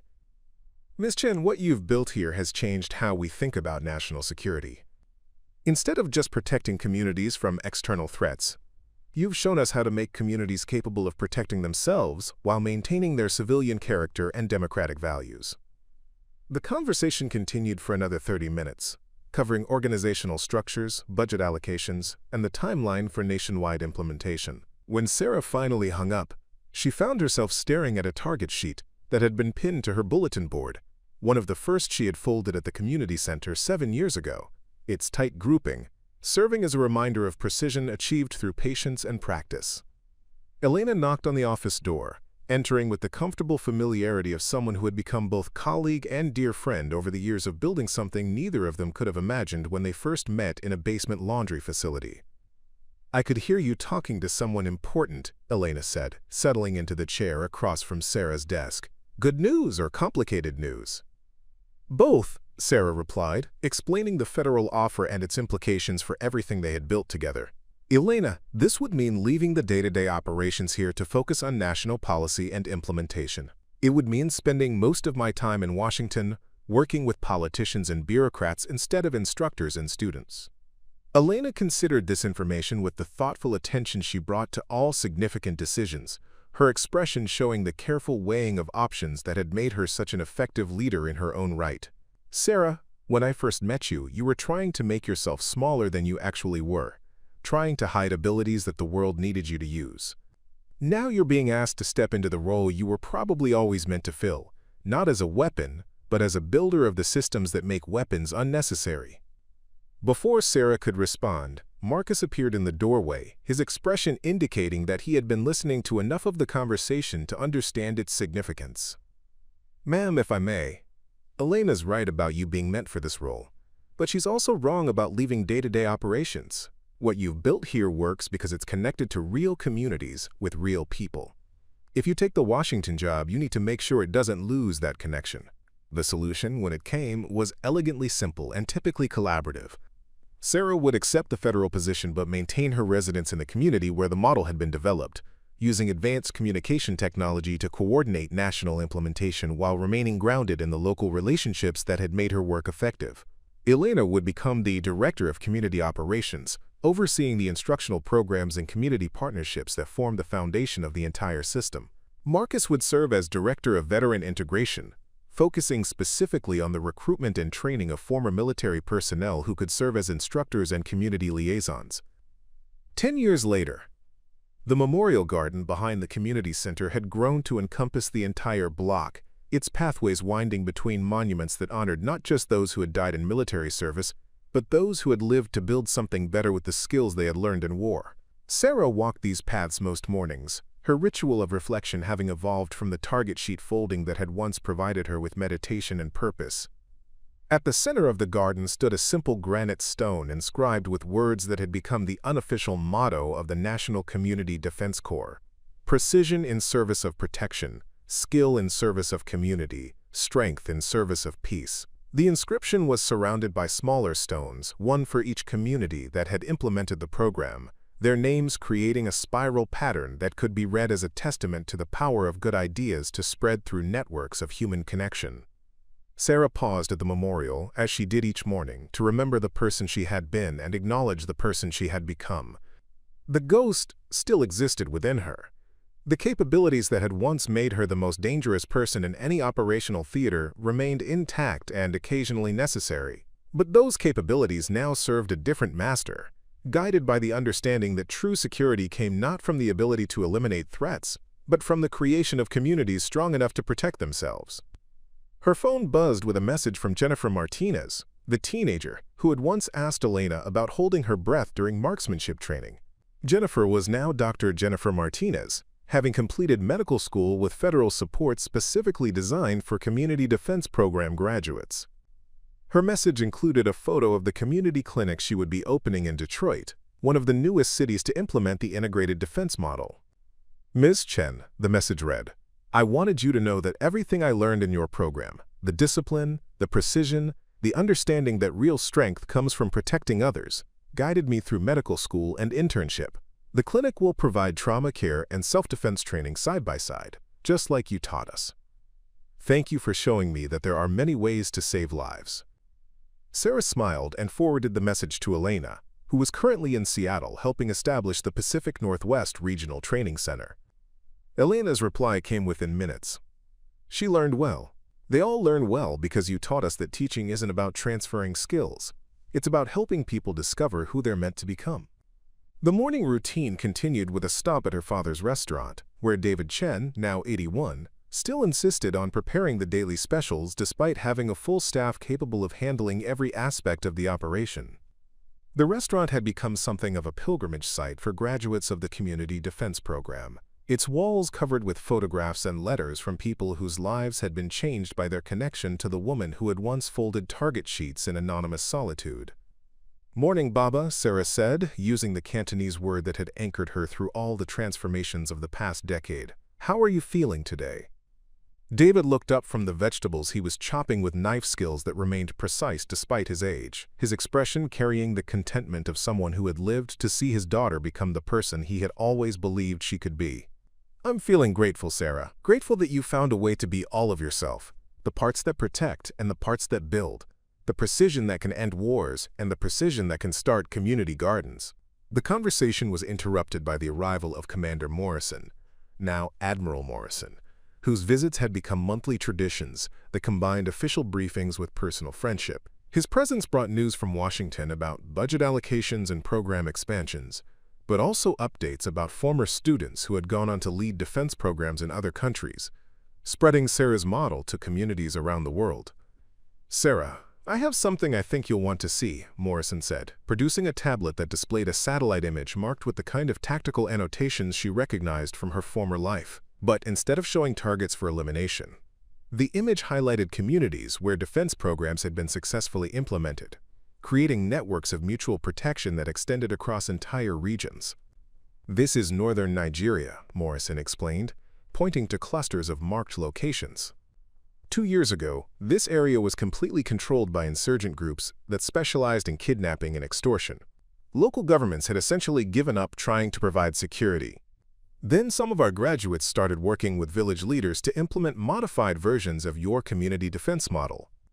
The satellite image showed the results. Villages connected by communication networks, residents trained in coordinated response protocols, and most importantly, insurgent activity reduced to essentially zero as communities became capable of protecting themselves while maintaining their cultural identity and traditional governance structures. The regional government has asked us to help them establish a formal training center based on your model, Morrison continued. They want to create a West African Community Defense Corps that can serve as a regional peacekeeping force organized around civilian protection rather than military dominance. Sarah studied the satellite image, noting the careful positioning of defensive positions that suggested local leaders had integrated her tactical concepts with their own understanding of terrain and community dynamics. The adaptation impressed her. True success meant creating systems that could be modified by the people who use them, that could grow and change while maintaining their essential principles. How many graduates would it take to establish effective instructor programs in that region? Sarah asked, though part of her already knew the answer would require resources and commitments that extended far beyond anything she had originally envisioned. 47, Morrison replied with a smile that suggested he had been hoping for exactly this question. The same number as our first instructor training class, but with language capabilities and cultural knowledge that would allow them to work effectively across the region. Sarah, what you've built here has become something bigger than either of us imagined, a model for how communities can protect themselves while maintaining their humanity. The meeting continued through the afternoon, covering logistics and funding, cultural considerations and political implications, the delicate balance between effective assistance and inappropriate interference. By evening, Sarah had committed to personally leading the assessment mission that would determine the feasibility of international expansion, bringing her full circle from the isolated operative who had once specialized in eliminating threats to the community builder, who now focused on helping people eliminate the need for people like her former self. 15 years later, the Global Community Defense Conference was held in Geneva, bringing together representatives from 63 countries where variations of Sarah's model had been successfully implemented. The attendees represented every continent and every major cultural tradition, united by their commitment to the principle that communities were most secure when they were capable of protecting themselves while maintaining their civilian character and democratic values. Sarah stood before the assembly as the keynote speaker, her remarks focusing not on the tactical aspects of community defense, but on the philosophical implications of choosing protection over domination, cooperation over competition, building over destroying.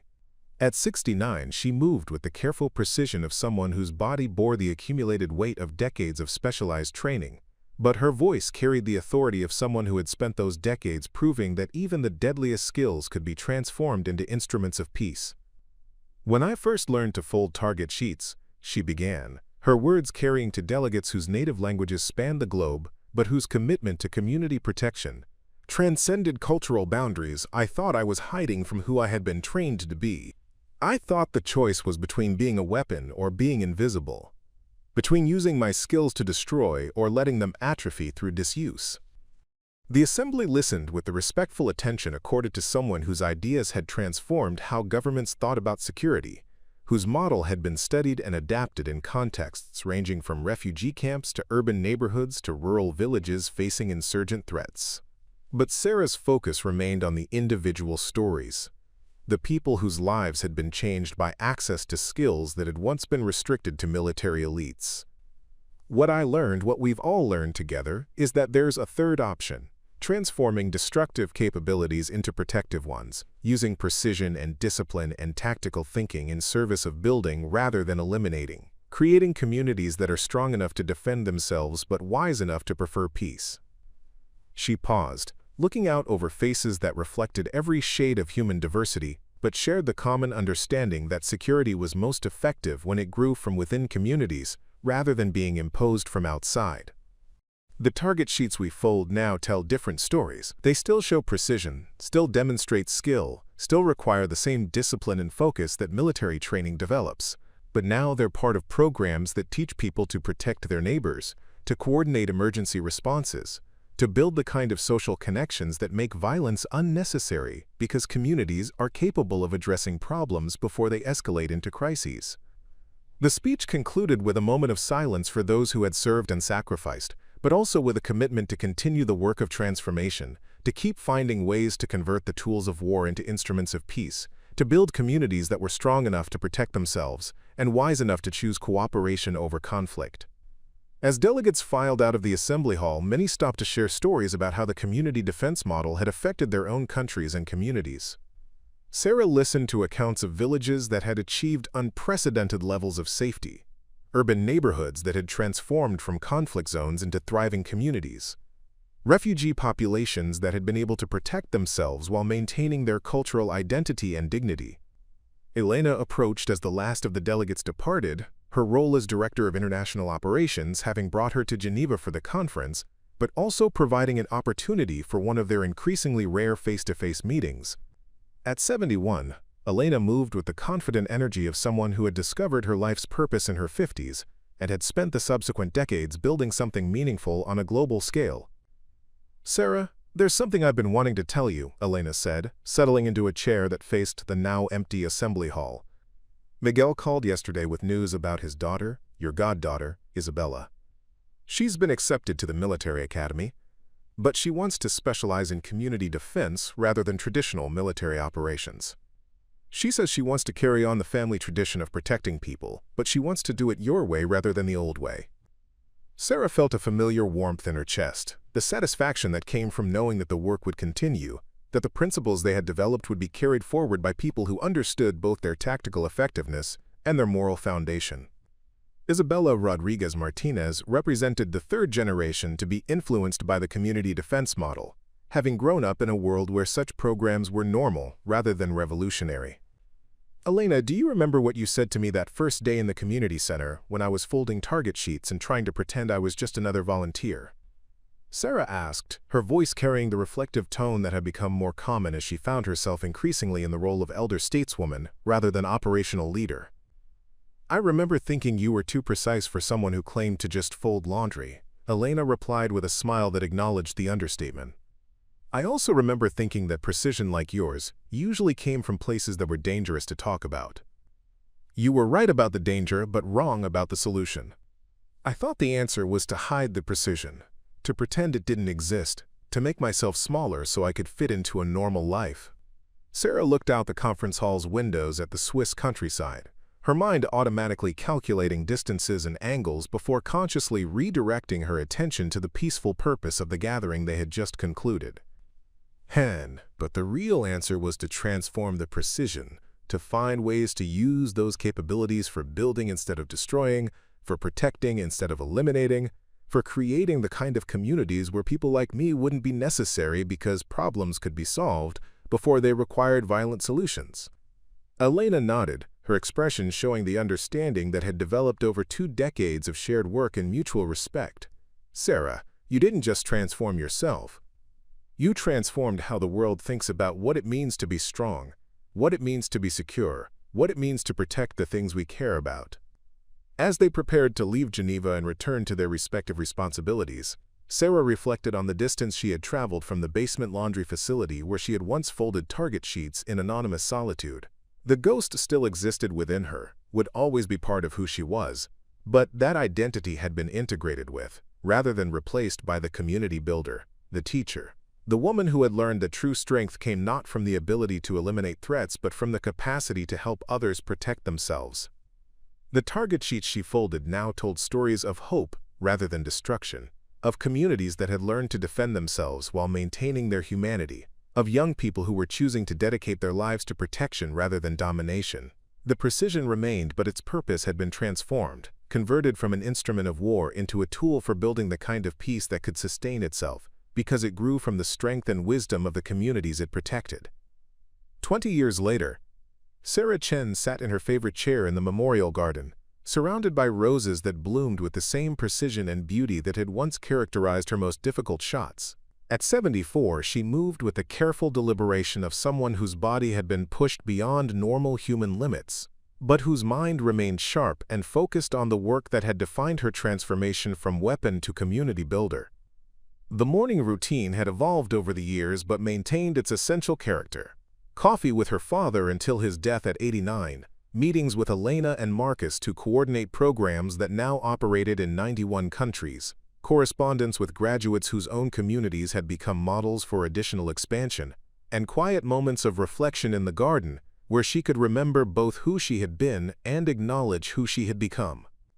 Her phone buzzed with a message from Dr. Isabella Rodriguez Martinez, now Director of Community Defense for the United Nations Peacekeeping Operations. Isabella's latest assignment involved establishing defense programs in post-conflict regions where traditional military approaches had failed to create lasting stability, requiring the kind of community-based solutions that Sarah's model had pioneered decades earlier.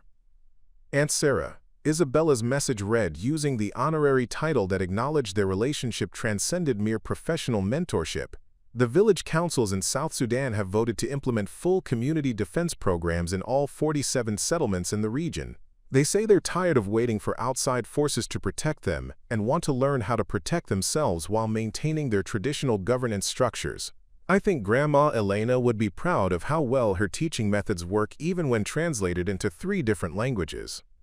Sarah smiled and forwarded the message to Elena, who was now 86 and officially retired but still served as an advisor to programs around the world. Elena's reply came within minutes, her typing still precise despite arthritic fingers that protested against the keyboard. She learned well because she had good teachers. But mostly she learned well because she understood that protecting people is about more than just having the right skills.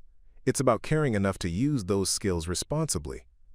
The exchange reminded Sarah of a conversation she'd had with Elena years earlier, about the difference between training people to use weapons and teaching them to become protectors. The distinction had become central to everything they built together, the understanding that technical capability without moral foundation created dangers rather than solutions, that true security required both the ability to defend and the wisdom to choose when such defense was necessary. Marcus arrived for their weekly planning meeting. His steps slower than it had been, but his mind still sharp enough to coordinate programs that spanned continents and cultures. At 81, he had officially retired from active program management, but continued to serve as a strategic advisor whose understanding of veteran integration remained unmatched by anyone in the field. "Sarah, I brought the latest statistics from the Global Community Defense Assessment," he said, settling into his customary chair with the careful movements of someone whose prosthetic leg had been upgraded several times over the decades but still required conscious attention. Crime reduction in program communities is now averaging 57%. Veteran unemployment in participating areas has been essentially eliminated, and community trust in local institutions has increased by an average of 72%.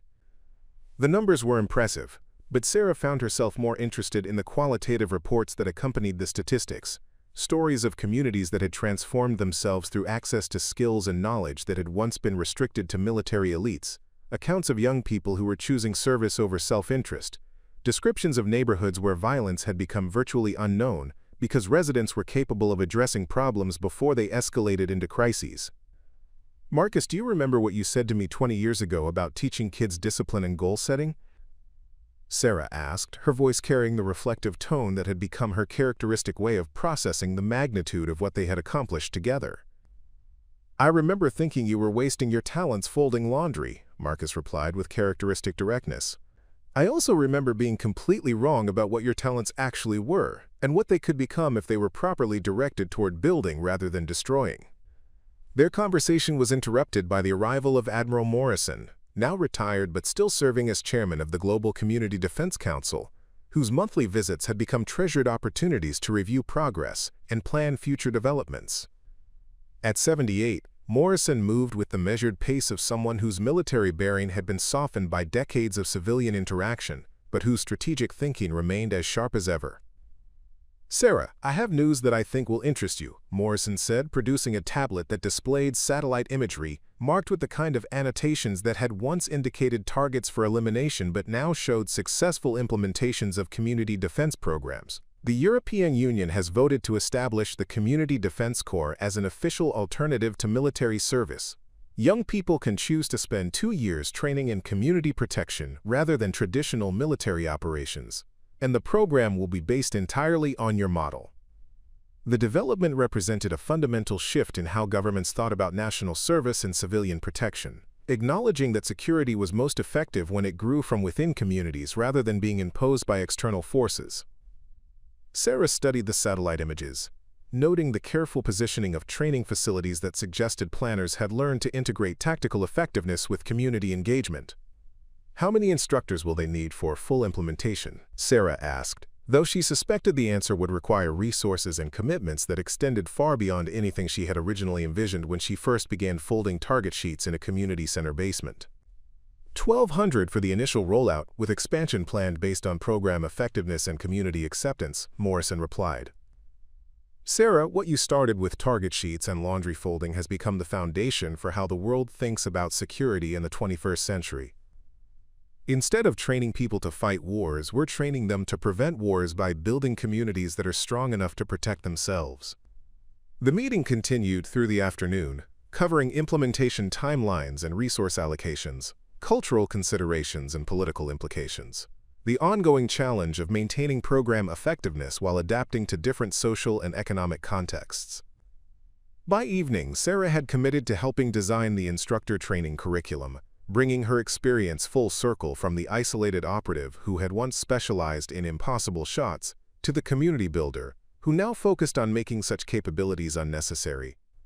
As the sun set over the memorial garden, Sarah walked the familiar paths that had become her daily meditation, her route taking her past monuments that honored not just those who had died in military service, but those who had lived to transform their war-making capabilities into peace-building skills. The garden had grown to encompass several city blocks, its pathways winding between training facilities, community centers, and affordable housing developments that had been built using principles of mutual protection and shared responsibility. At the center of the garden, the original granite stone remained, its inscription now accompanied by smaller markers representing every community that had implemented the defense program. Precision in service of protection, skill in service of community, strength in service of peace. The words had become a mantra for graduates around the world, a reminder that true power came not from the ability to destroy, but from the capacity to build things worth protecting. Sarah paused at the memorial, as she did each evening, to remember the person she had been and acknowledge the person she had become. The ghost remained within her, would always be part of her identity, but that aspect of herself now served as foundation rather than limitation, providing the technical expertise and tactical understanding that made her community-building work effective. Her phone buzzed with the final message of the day, this one from a group of recent graduates who had established a community defense program in rural Montana. Their message included photographs of elderly ranchers learning basic marksmanship alongside urban teenagers, of community gardens protected by residents who understood that security meant more than just the ability to respond to threats, of young people who were choosing to dedicate their lives to protection rather than personal advancement. Ms. Chen, the message read, "We wanted you to know that everything we learned in your program has helped us build something beautiful here. Crime is down, neighbors know each other, and our kids are growing up understanding that their strength should be used to protect people rather than intimidate them. Thank you for showing us that there are many ways to serve, and that the best way is usually the one that helps other people become strong enough to protect themselves." Sarah smiled and saved the message to the archive that contained thousands of similar communications, testimonials from communities around the world where her model had helped people transform defensive capabilities into community assets, where former soldiers had learned to teach rather than fight, where neighborhoods had become strong enough to protect themselves while maintaining their civilian character and democratic values. As she prepared to return to her apartment above what had once been her father's restaurant and was now a community gathering space that served both excellent dim sum and sophisticated tactical training, Sarah reflected on the distance she had traveled from the basement where she had once folded target sheets in anonymous solitude. The precision remained, would always be part of who she was, but its purpose had been completely transformed. Where once she had used her capabilities to eliminate threats at impossible distances, she now used them to build communities that were strong enough to make such elimination unnecessary. Where once she had been the ghost, invisible and isolated and deadly, she had become something more powerful, a teacher, a builder, a woman who had proven that even the most destructive skills could be transformed into instruments of peace. The target sheets she folded now told stories of hope rather than destruction, of young people learning discipline and purpose, of communities discovering that true security came not from weapons, but from the wisdom to use strength responsibly. Each perfect grouping represented not a life ended but a life empowered, not a threat eliminated but a community strengthened, not an enemy defeated but a neighbor protected. Sarah Chen had learned to fold more than target sheets during her years in the community center basement. She had learned to fold herself, taking all the sharp edges of her deadly capabilities and integrating them into something that could build rather than destroy, protect rather than eliminate, teach rather than intimidate. The ghost lived on, but now she served communities instead of classified operations, helped people discover their own strength instead of demonstrating her superior firepower, created security through connection rather than elimination. In the end, she realized, the most impossible shot she had ever made was not across any battlefield at any distance, under any conditions. It was the shot she had taken. Preparing and narrating this type of story took us long efforts and hard work. So if you are enjoying the story, please consider subscribing to our channel